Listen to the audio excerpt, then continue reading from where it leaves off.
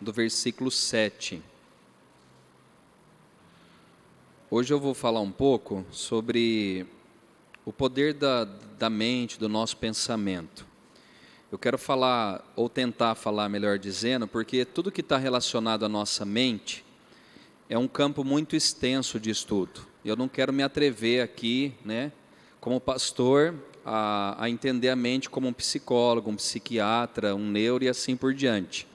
Mas eu quero tentar pegar algo da palavra e tentar explicar um pouco do que eu tenho entendido sobre essa questão da nossa mente, do nosso pensamento e de como isso deve funcionar para nós que servimos a Deus, tá? Então quero falar rapidinho, nós temos alguns minutos, mas eu quero falar dessa questão da nossa mente ou do nosso pensamento. Diz assim: porque como imagina em sua alma, assim ele é. Só a parte A, eu vou ler de novo. Porque como imagina em sua alma, assim ele é. Esse texto aqui, eu tenho ouvido um pouco, uma pregadora muito famosa que chama-se Joyce Meyer, e ela usa muito essa questão do poder do nosso pensamento. Não quero falar de pensamento positivo ou negativo, não é nada disso aí, autoajuda, não é nada disso. Eu quero falar algo bíblico, mas que seja relevante e que possa te ajudar no dia a dia também, diante das batalhas que você trava.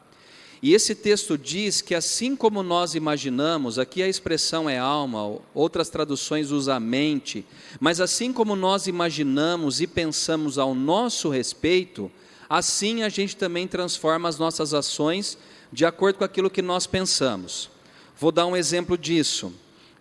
Jó, quando ele foi acometido pelos grandes problemas que ele enfrentou na vida, a Bíblia diz que ele fala, que aquilo que ele temia acabou acontecendo com ele. Provavelmente, Jó, ele tinha medo de perder os filhos, de perder a posição financeira que ele tinha, e esses medos eram talvez processados nos seus pensamentos, e aqui eu não quero também forçar o texto, mas eu quero tentar pensar que aquilo que ele temeu acabou acontecendo na vida dele. Lógico que, com a permissão de Deus, esses eventos aconteceram na vida de Jó e acontecem também na nossa vida. Eu tenho conversado com algumas pessoas que contraíram a doença do Covid, e é interessante que algumas delas, o que elas mais temiam era pegar a doença. Chegavam do supermercado, quase que tomava banho de álcool, 70%. Não é assim? E faz tudo, e parece que essas pessoas foram as primeiras a pegar. Eu não estou dizendo que a doença veio por causa do pensamento negativo, não. Mas a gente acaba vivendo aquilo que nós processamos na nossa mente. Aí você deve estar pensando: pastor, eu vou pensar então sempre que eu quero ficar rico, e aí uma hora eu vou ficar rico. Não, a riqueza está ligada ao nosso trabalho, dedicação e a mão de Deus abençoando a nossa vida. O que eu estou tentando falar é que nós temos que tomar cuidado com aquilo que nós alimentamos através do nosso pensamento. Os medos, os traumas, as ansiedades.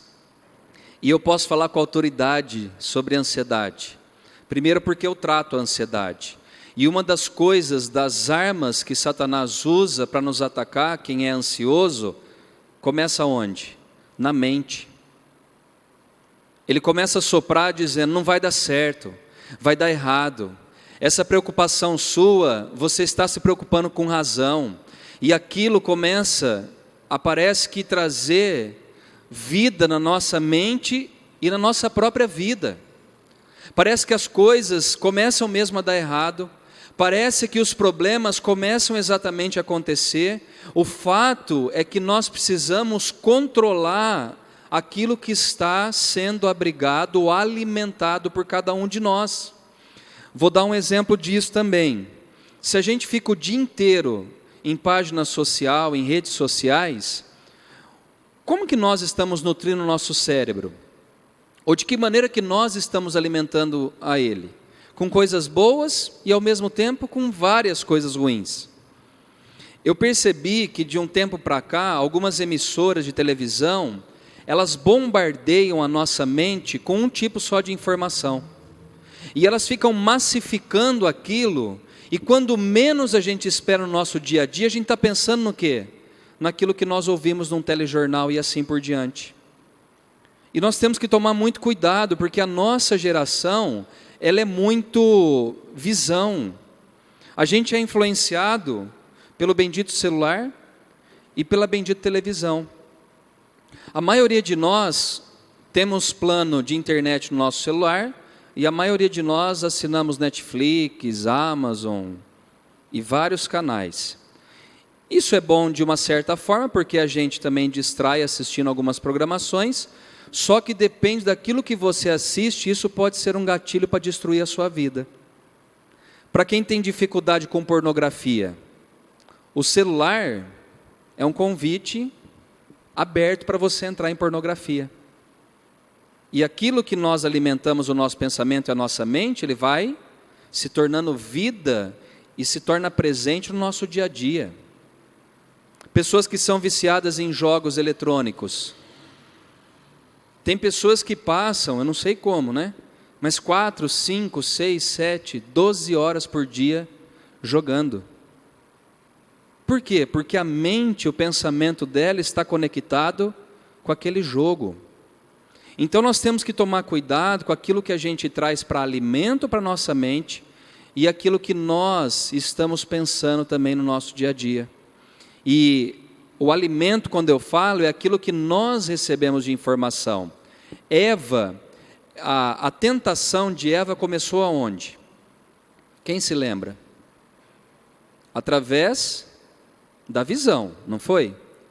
Ela foi, lógico, que seduzida pela serpente, através do diálogo, né? A serpente estava ali, falando as mentiras, e Eva foi tentando contornar, só que aí no fim da história, e isso fica muito gravado para mim, diz assim, que o fruto era desejável aos olhos. Ela olhou, a serpente alimentou o pensamento dela, e quando ela menos esperou, ela comeu do fruto proibido e trouxe destruição para a raça humana. Tudo que nós vivemos de desgraça, no sentido certo da palavra, veio devido a Adão e Eva, pelo pecado que eles cometeram no paraíso. Então nós temos que tomar cuidado com aquilo que ocupa ou tem ocupado a nossa mente. Se você assiste todos os telejornais possíveis, qual que é o sentimento que vai estar abrigado no seu coração? O mundo vai acabar. Eu tenho impressão, às vezes, que alguns telejornais falam tanto que está pegando fogo em tanto lugar, que eu estou achando que o apocalipse só vai ser fogo. Ou que nunca mais acabou o fogo nos lugares. E eles ficam forçando isso para vender que o caos do Brasil é devido ao fogo que está acontecendo no Mato Grosso. Está acontecendo? Tá, gente. Mas eu quero dizer uma coisa que talvez eu possa frustrar você. O fogo sempre queimou nesses lugares. Sempre queimou. Ou eu estou mentindo, pastor Zé Roberto? O pastor foi agrônomo por muitos anos. E décadas passadas, a floresta, certo que o Mato Grosso não, mas a floresta amazônica queimou muito mais do que queima hoje. E as pessoas ficam alucinadas, alienadas, aquilo que o jornal passa o dia inteiro. Eles ficam tentando provar aquilo que não precisa ser provado. E nós caímos às vezes em angústia, e em tristeza, em sofrimento, porque a nossa mente está sendo ocupada com esse tipo de informação. Ah, pastor, mas eu vivo no mundo, eu não vou ter informação? Sim, mas não um bombardeio de informação. De vez em quando é necessário você desligar alguns aparelhos eletrônicos e se conectar com Deus, porque senão, vamos dar um exemplo disso? Vamos abrir a Bíblia em Lamentações de Jeremias, que é um texto extremamente conhecido por todos nós. Lamentações de Jeremias. É depois do livro de Jeremias. O capítulo 3...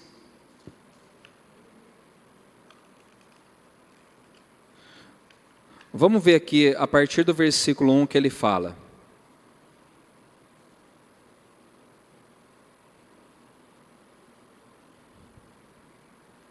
Eu sou o homem, Lamentações de Jeremias 3:1. Eu sou o homem que viu a aflição pela vara do furor de Deus. Ele me levou e me fez andar em trevas e não na luz. Versículo 14. Fui feito objeto de escárnio para todo o meu povo e a sua canção todo dia. Fartou-me de amargura, saciou-me de absinto. Fez-me quebrar com pedrinhas de areia os meus dentes, cobriu-me de cinza, afastou a paz da minha alma e esqueci-me do bem. Então disse eu, já apareceu a minha glória, como também a minha esperança no Senhor. 19, lembra-te da minha aflição e do meu pranto, e do absinto e do veneno. Minha alma continuamente os recorda e se abate dentro de mim. Segura aqui, senão você não vai entender o contexto. O que o profeta Jeremias está falando? Que a vida dele estava um caos. O profeta Jeremias na teologia é conhecido como profeta chorão, porque ele viu o povo sendo levado a cativeiro babilônica, ou seja, preso à Babilônia. Ele viu tudo. Crianças, mães, jovens, adultos, anciãos, tudo. E eles ficaram 70 anos no cativeiro babilônico. Quem era o profeta da época? Era esse homem aqui. E ele fala que ele viu a aflição e a vara do furor de Deus, gente. Quando a gente fala da vara do furor de Deus, eu não estou falando de um pai que pega uma cinta e bate num filho, ou uma vara. A gente está falando de uma coisa, né? A Bíblia fala que não é maldito, mas é terrível aquele que cai nas mãos de Deus, ou no juízo, ou na justiça de Deus. Terrível coisa é ser julgado por Deus. Jeremias viu tudo isso. E sabe o que estava na alma dele, no versículo 20? Minha alma continuamente os recorda e se abate dentro de mim. Esse homem estava triste, abatido, porque ele recordava das aflições que o povo tinha passado e que ele passou também. E aí, o que tinha no coração dele, na sua mente? Tristeza. Só que aí o profeta fala algo interessante. Ele diz assim: eu quero trazer à memória o que me pode dar esperança. Jeremias, diante do caos que ele está vivendo, e ele relata esse caos no capítulo 3, mas ele fala, mas eu quero, diante dessa situação, trazer à minha mente, ou alimentar o meu pensamento com aquilo que me dá esperança. Se a gente fosse acabar o culto aqui, e você que nos assiste aí em casa também, e fôssemos contar as lutas que nós temos passado, quanto tempo a gente ia ficar falando? 1 hora, 2 horas, 3 horas, um dia inteiro? Porque as aflições fazem parte do nosso cotidiano. O que mais a gente fala hoje? Ai, está calor, ai, está quente, ai, não sei o quê. Ai, eu preciso de um ar, ai, eu preciso daquilo. Ai... Aflição, calor, floresta queima, pessoas derrubam árvore, o calor está aumentando cada vez mais. E como dizia um pai de uma amiga minha que já é falecido, ele fala que no inferno vai ser pior. Então, cuidado. O fato é, irmãos, que Jeremias, diante do caos que ele está enfrentando, ele tenta trazer à sua memória o que pode dar esperança a ele. Faz também lembrar do profeta Abacuque, que ele fala, ainda que não haja gado nos currais, ainda que falte ovelha no pasto, ainda que o fruto da oliveira minta, ainda que esteja um caos, todavia eu me alegrarei no Senhor e exultarei no Deus da minha salvação. Homens que passaram por lutas, mas que tentaram alimentar a sua mente com aquilo que trazia esperança a eles, diante do caos, diante da tempestade da vida. E para parafrasear aqui Lamentações de Jeremias 3, o que dá esperança para nós? O que dá esperança? O dinheiro que eu tenho aplicado na poupança? O dinheiro que eu tenho aplicado em ações? Aliás, se tiver em poupança, você está enrolado. O dinheiro que eu tenho aplicado em ações? O auxílio emergencial que o governo está dando para nós? Qual que é a nossa esperança? A esperança que agora vindo a vacina, os problemas da humanidade vão acabar? Não. Qual que é a nossa esperança? Ou ela está baseada em quem? Jeremias ele fala, o que dava esperança para ele é que as misericórdias do Senhor são a causa de nós não sermos consumidos. Então, bonitão e bonitona, a cada manhã o que tem que alimentar o seu coração de esperança é que Deus não te destruiu porque Ele te ama e as misericórdias dele se renovam sobre nós. E diz que essas misericórdias dele são a causa de nós não sermos consumidos, destruídos. Imagine, irmão, se a gente vivesse no tempo da lei, olho por olho, dente por dente. Você já pensou, parou para pensar nisso? Então, se a sua mente estiver com coisas corrompidas, volte a pensar naquilo que dá esperança para você. Deus te fez filho através de Cristo Jesus. Deus te fez herdeiro das promessas vindouras que nós teremos na eternidade, que é a salvação. Deus, através do sacrifício do Filho, perdoou os nossos pecados. E diz também que essas misericórdias do Senhor não têm fim, elas se renovam a cada manhã. E algo também que deve alimentar o nosso coração e a nossa mente de paz e de esperança, que grande é a fidelidade de Deus. Deus é fiel, irmãos. Antigamente tinha uma frase que a gente colocava nos carros, né, que a gente comprava adesivo, que era Deus é fiel. Pena que acabou isso, né? Porque Deus é fiel. O adesivo foi tirado, mas Deus permanece fiel.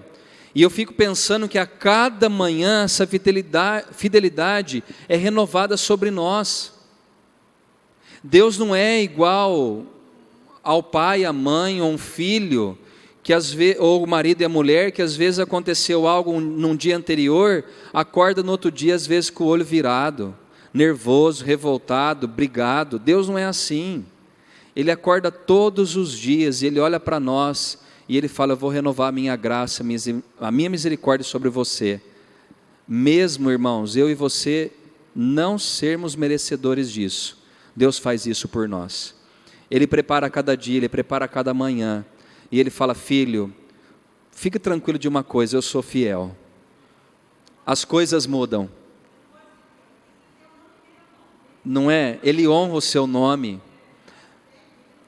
A Bíblia diz que ainda que o nosso homem interior se corrompa, Deus permanece fiel, porque Ele não muda. A essência dEle é o amor, a graça, a esperança, a misericórdia, a fidelidade, a bondade e assim por diante. Por que Davi termina o Salmo 23 dizendo, olha que legal que ele fala aqui, ó, Salmo 23. A gente às vezes conhece esse Salmo como reza, né? E a gente precisa conhecer o Deus do Salmo 23. Olha o que Davi fala: bondade e misericórdia certamente me seguirão todos os dias da minha vida, e habitarei na casa do Senhor para todo sempre. Sabe o que Davi está falando? Que independente dele, independente de mim, as bondades e as misericórdias do Senhor certamente seguirão todos os dias da minha vida. Que amor é esse, Ruth? Que amor é esse, Tereza, Dora? Que amor é esse? Todo dia. Ele olha para nós e fala: eu decidi te amar hoje, e eu vou derramar a minha bondade, a minha graça, a minha misericórdia, o meu favor em sua vida. Ele decidiu. A Joyce Meyer fala que nós precisamos acordar todos os dias e lembrar de algo que é extremamente simples, mas importante: que Deus nos ama. Apesar das nossas falhas, dos nossos fracassos e dos nossos erros. Como é difícil entender isso. Como em nós falta o entendimento dessa graça, desse favor que nós não merecemos. E muitas vezes o diabo ataca a sua mente, dizendo: você não é merecedor. E você tem que aprender a lidar com o diabo e falar assim: eu sou merecedor, não por mim, mas por aquilo que Jesus conquistou por mim na cruz do Calvário. Eu tinha um amigo que ele pedia perdão a Deus, mas ele não se perdoava. Jesus falou que se eu confesso o meu pecado, eu sou perdoado, Ruth. Eu confesso, a Bíblia fala que pecado confessado é pecado perdoado. Pecado confessado é jogado no mar do esquecimento. Ah, pastor, mas como que Deus faz isso? Não sei, não sei, mas Ele faz. Deus, o que nós fizemos no passado e pedimos perdão, irmãos, eu lembro, você lembra, mas Deus não se lembra mais. Como acontece isso? Não sei, por isso que Ele é Deus, e eu sou homem, você também. Então, deixa o perdão de Deus ser liberado em favor da sua vida. Para de ficar se punindo na sua mente que você não merece o perdão de Deus. Eu não estou dizendo, claro, para você viver uma vida depravada, desvirtuada, não, não é isso. Mas dentro da nossa pequenez, Deus nos ama. Sabe aquele filho que comete assassinato, crimes, rouba pessoas, e aí um dia ele é preso, é condenado e fica na cadeia? Sabe esse filho que dá muito trabalho? Uma mãe que é ser humano igual a mim, a você, não deixa de amar um filho assim. E por que a gente, na nossa tolice, acha que Deus não vai nos amar e nos perdoar?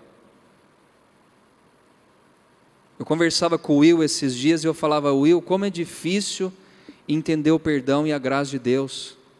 Como é difícil. Parece que a gente quer entrar dentro de uma caixinha de lei e falar: se fizer isso, Deus me mata, Deus vai me punir, vai vir um raio. Aí você está andando de carro, cai a árvore em cima do carro e fala: sabia que ia vir maldição. Irmãos, Deus não nos trata segundo os nossos pecados. É a mente. Nós precisamos nos libertar desses pensamentos destrutivos e começar a trazer para dentro de nós, para a nossa alma, para a nossa mente, para a nossa razão, que Deus é bom, Ele nos ama, apesar das nossas fraquezas e limitações. Eu vou encerrar aqui, lá em, deixa eu ver aqui, Filipenses, se eu não me engano, capítulo 4. Filipenses capítulo 4.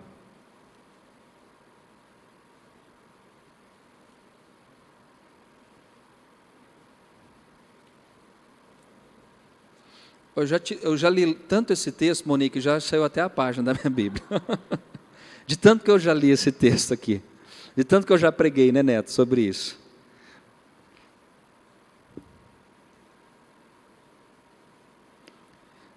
Eu vou abrir um negócio para vocês aqui que eu enfrento, tá? Como pastor. Só para vocês entenderem, e eu vou concluir já a mensagem com relação ao pensamento.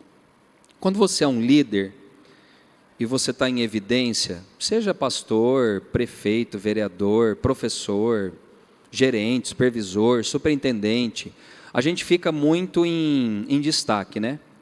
E tudo que a gente faz, de uma certa forma, é comentado através das pessoas. E 13 anos que eu sou pastor, uma das coisas que eu mais luto contra é isso. É ficar imaginando o que as pessoas pensam a meu respeito.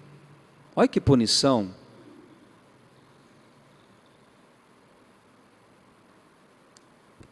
E aí tenta levar para aquilo que também tem destruído você.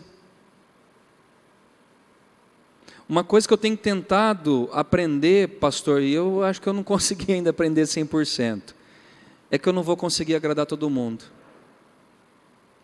E na mente minha, no meu pensamento destrutivo mas você vai dar conta. As pessoas estão falando isso, estão falando aquilo, e eu fico me auto-martirizando, me condenando, Tereza. Cobrança excessiva. E eu preciso aprender,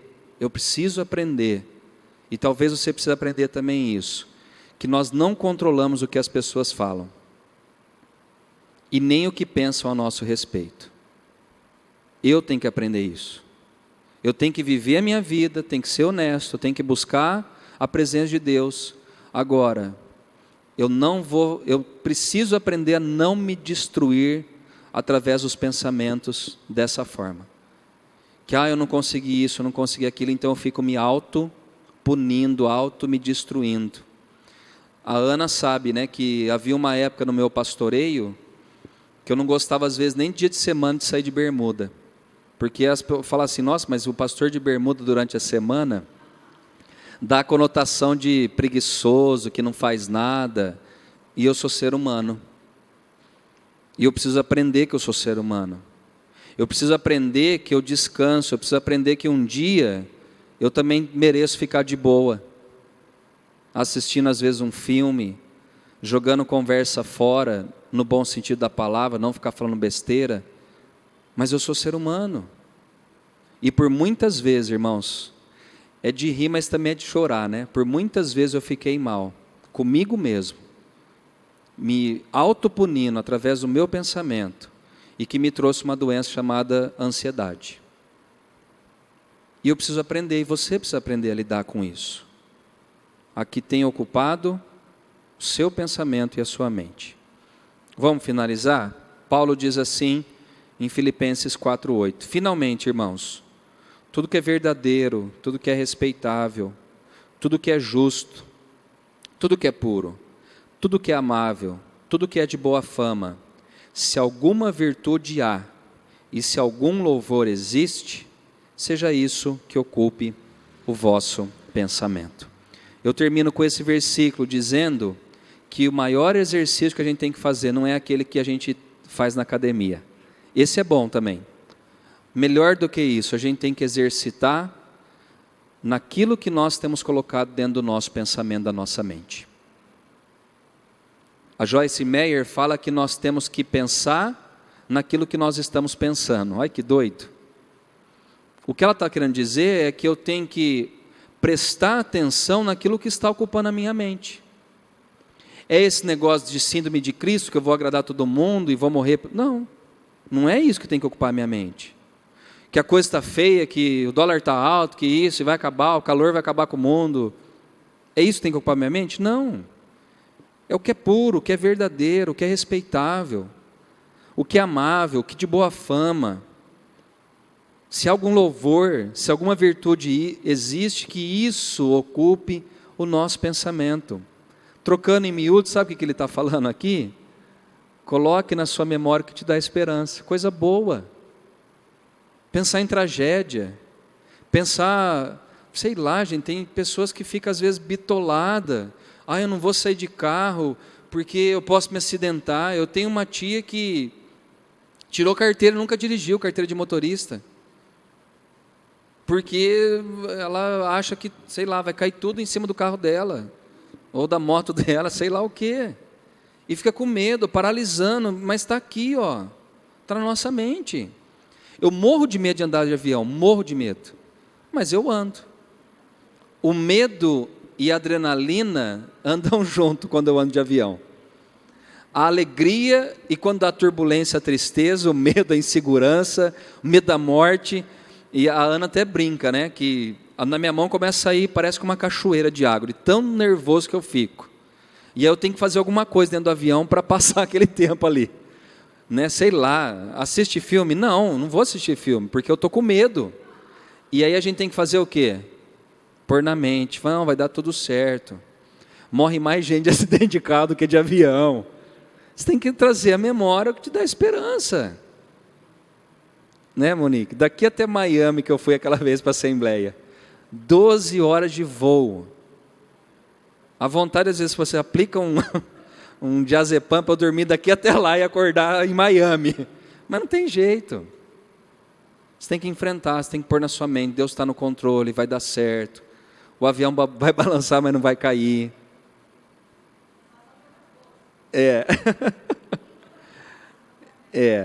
E é interessante, né, que parece que quanto mais medo eu tenho de andar de avião, todas as vezes que eu ando dá turbulência. Porque a gente parece que atrai aquilo que a gente pensa. Então põe coisa boa na sua mente. Vamos ficar em pé que eu quero orar por você. E vamos terminar de forma leve esse culto. Eu não sou expert naquilo que eu falei, viu, gente? Eu sou um servo de Deus, homem, ser humano. Obrigado, Dri. Que está lutando, como cada um de vocês estão lutando na vida. Que tem medos, inseguranças, incertezas, mas que tem tentado batalhar. Tem tentado acordar e falar, Deus, controla a minha vida, dá força para que eu possa pensar nas coisas boas. O pastor Rafael, meu amigo, né? Ele fala, Fer, parece que você tem esperança em cada coisa. Eu acredito que as pessoas vão fazer o bem. E a gente não pode perder isso. Ah, pastor, mas e se fizer o mal? Vamos para o plano B, C, D, E. Você vai fazer o quê? O que depender de nós, temos que ter paz com todos. O que depender de nós, façamos o bem. Não dá para controlar tudo. Mas a gente não pode viver sem esperança, porque se acabar a esperança em nós, se acabar os pensamentos bons dentro de nós, acabou a vida. Acabou o colorido, acabou a alegria de curtir um dia na praia, de tomar um picolé, de comer uma comida japonesa que a gente gosta, de comer um churrasco com os amigos. O negócio se torna cinza e a gente precisa alimentar. Vai dar certo, Deus vai estar à frente, as coisas vão acontecer. Falava com a Monique no começo do culto, né? Esse mês de setembro foi uma bênção para nós aqui na igreja, em todos os sentidos, gente. Tivemos cultos presenciais, os dízimos e as ofertas não caíram. Deus abençoou, pessoas começaram a ofertar de fora, de dentro.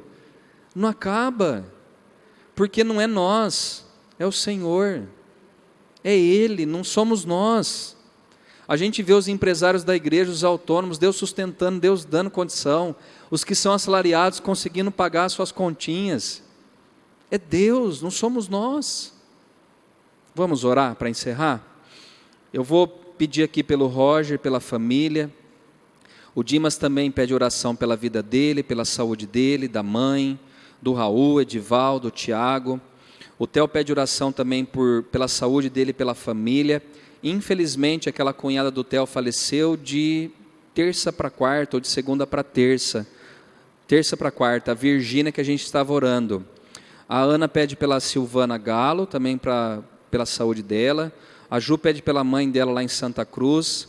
O Pedro pela Viviane, a mãe dele, sua mãe, né, Pedrão? Que vai fazer aniversário amanhã. O Dri também pede oração pela família, pelos pastores e pelos irmãos da igreja. E o Dri fez aniversário na terça.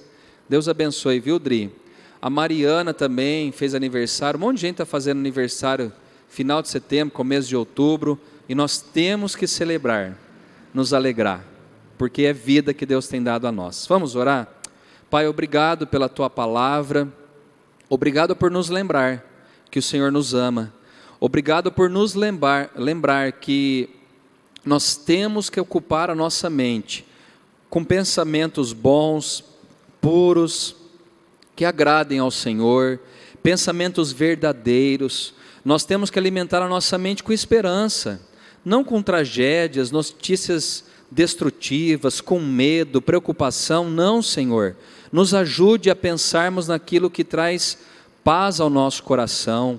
Quando o medo vier, quando as inseguranças chegarem à nossa vida, que o Senhor possa nos fazer lembrar que Tu és o nosso Deus, Tu és fiel, Tu és bom, o Senhor nos ama e a cada manhã o Senhor renova a Tua misericórdia e amor em nosso favor. Nós não somos qualquer um, nós somos filhos de Deus, vivendo nessa terra e aguardando a promessa da volta de Jesus Cristo, que é o nosso Senhor. Pai, abençoe esses pedidos de oração também, abençoe cada irmão, cada irmã que colocou os seus nomes aqui, Pai. Que o Senhor dê saúde, que o Senhor dê as Tuas bênçãos, a Tua paz àquele que está aflito. Cura os enfermos, Pai, para que a glória seja dada ao nome do Senhor. Abençoe também os aniversariantes desse final de mês de setembro, do início agora de outubro. Esteja abençoando, Pai, e que possamos celebrar sempre a vida que o Senhor tem nos dado. Abençoe os irmãos e irmãs que vieram aqui na igreja hoje, aqueles que estão em casa e que ouviram essa mensagem. Que o Senhor possa estar colocando esperança e paz sobre cada um dos nossos corações, e que o amor de Deus, a graça de Jesus Cristo Filho e que as consolações do Espírito Santo sejam sobre nós hoje, para todos sempre. Amém. Que Deus te abençoe, que você possa alimentar a sua mente com aquilo que dá esperança, e que você continue caminhando, aguardando com esperança a volta de Jesus Cristo nosso Senhor.